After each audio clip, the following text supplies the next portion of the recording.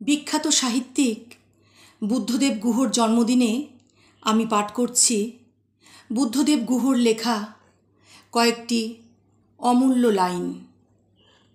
মানুষ যখন একেবারে একা থাকে তখন সে যে মানসিক স্তরে থাকে সে আসলে সেই স্তরেরই মানুষ।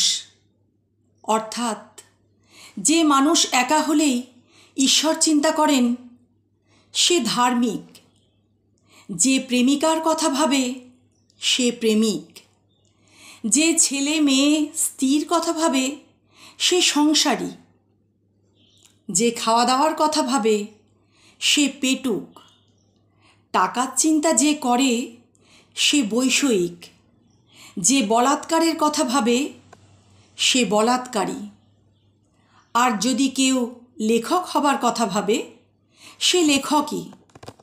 মানুষের বাইরের আবরণ, তার পেশা, তার বাহ্যিক ব্যক্তিত্ব যাই হোক না কেন, নির্জনের, অবকাশের একাকী ব্যক্তিত্বটাই তার আসল ব্যক্তিত্ব।